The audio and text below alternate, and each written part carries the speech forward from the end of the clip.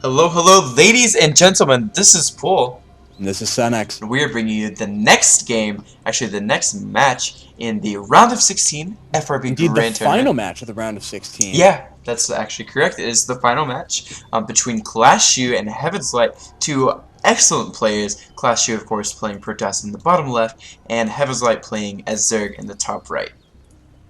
Yeah, I'm definitely looking forward to this game because it is just generally, I don't know, we've cast a lot of different variations and stuff, but we've only had one Protoss versus Zerg, and I'm really interested because I play both of these races moderately, and I don't quite know how to handle them in FRB though. I've really been looking to see what do the pros think of it, and indeed, ClashShew kind of agreeing with me. This map is so weird. I really like Devolution though. I do think that Baron did a very good job in designing it.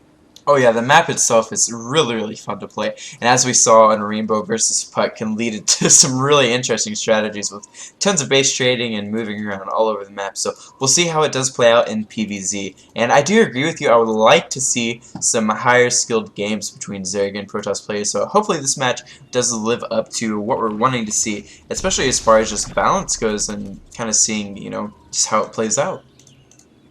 Yeah, Heaven's Light actually doing an extractor trick, which I'm very curious about. He did get the overload out immediately thereafter, so it looked to have been at least mostly planned, though it looks as though he's looking to put some early pressure on his opponent. The spawning pool is just finishing up right now. The three larvae are waiting to be immediately turned into Zergling, and indeed that's what happened. He's also going to have enough for that queen pretty soon thereafter, and the forge has only just been started with the Zerglings on the way, so he might be putting some very early pressure on his opponent that ClashShew will have to find something to deal with.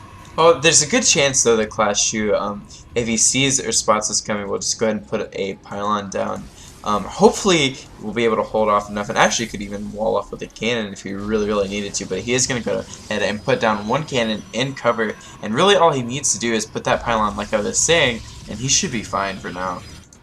Yeah, it does look like that one cannon's going to finish up and mostly nullify this. He has that little ninja probe that's currently hanging out in Heaven's Light Natural, and it was able to go in and see the exact timing of that spawning pool. And so these Zerglings are going to run and try to get a little bit of damage on the pylon, but as that photon cannon finishes up, they really are not going to have time to get all the way through. Even if they'd committed to killing it, only one or two maybe would have gotten in, and with a probe pull, that could be easily dealt with. Yes, most definitely. So the game is going to continue on, and I don't think that I'm sorry, yeah, Heaven's Light is actually going to go ahead and do any more aggression for now. In fact, he's droning up and getting his expansion going. So we'll see what kind of tech he does go into. He hasn't gotten any gas, so he's not planning on getting speed or anything anytime soon. But instead, is just droning up, getting ahead in mineral count, and of course, getting his natural up. Yeah, the really next major point in this game is going to be who takes gas first, and indeed, it's ClashShew, which he's throwing down the Cybernetics core right now, not getting the early Zealot, because he did have that full wall, and he doesn't need it to just kind of stand in place and defend against any intruders who are trying to break into the lands of Protoss.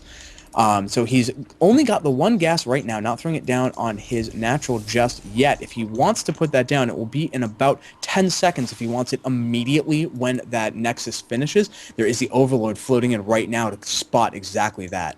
Yeah, so Heaven's Light is going to have a pretty good idea of what's going on in the game here, and he's actually going to notice that there's not a Stalker or a Sentry to deal with the Overlord, so of course that's going to give him an even better idea of what's going on. Now we do see, of course, Warp Gate being researched by our Protoss player, and actually he's got stockpiled a little bit of energy for Chronos, and there you go. Actually using a chrono off on his, what did he, I guess he used that on the Nexus to boost some pro production, so continuing to gain some macro advantage in this game, and yeah, we'll just see how it does play out.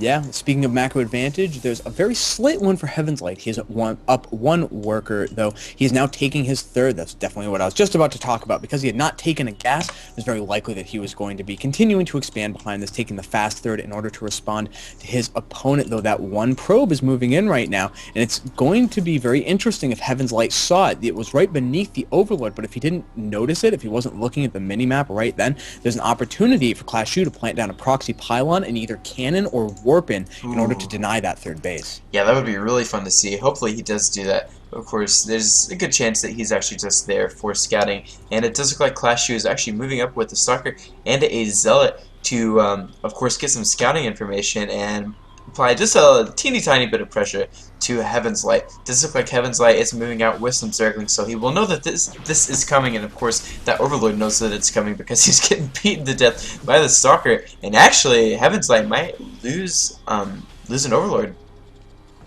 I like the decision to go for that Overlord by Yeah. ClashShew. He might have been able to go in and pick away at a drone or do a little bit of damage to that hatchery that's being taken at the third right now, but he instead went for the guaranteed damage of getting a Zergling kill and getting an Overlord kill, which was very smart. Instead of getting greedy, he decided to commit to what he knew he could do. Right now, there are 6 gates finishing up, but because there's 25% less money at each base, this is the equivalent of an 8 gate. So a very aggressive, almost, in fact, I'd go so far as to say an all-in attack from Shu.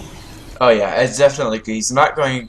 I'm sorry, he's not going for a third base, and actually he's warping in 4 Zealots up at the third of his opponent. Now he does have 4 Zealots in here. They're going to do a ton of damage, as well as a 5th Zealot moving in here, as well as a Stalker, and these Zerglings are just going to get chopped to death by these Zealot melee attacks. Oh god, this is really, really a scary situation for a Zerg to be dealing with.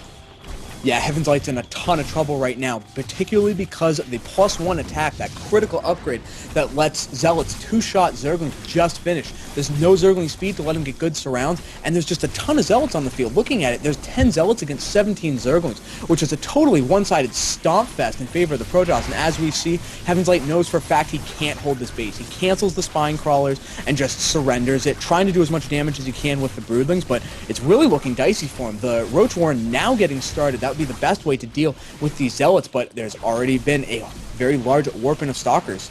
Yeah, ClashShew feeling that he is in a pretty good enough position to move in with some Stalkers in addition to his melee units right now, and Heaven's Light is in a really, really rough spot, going ahead and making some Spine Crawlers at his natural expansion. Hopefully he'll be able to hold on here, but it's looking really scary for our Zerg player. Yeah, he's also almost supply blocked and has been consistently dealing with that as a problem. He now is actually hard supply blocked, and that's just a really bad position for him. He can't put any of his money to use, and even if he could, the Roach Warren only just finished. This Natural's in a really unfortunate position. A couple force fields going off, just segmenting the mostly dead units, so they weren't even all that needed. Another pylon that was moving to an even more aggressive position than the GG from Heaven's Light. Indeed, that was a really, really interesting game of ClashShew making some excellent decision making to go ahead and go for that third base instead of expanding himself, and it did pay off for our Protoss player. Alright guys, we're going to go ahead and end this broadcast and move on to the Not quite. next game. Yes, we'll be right back with game number 2.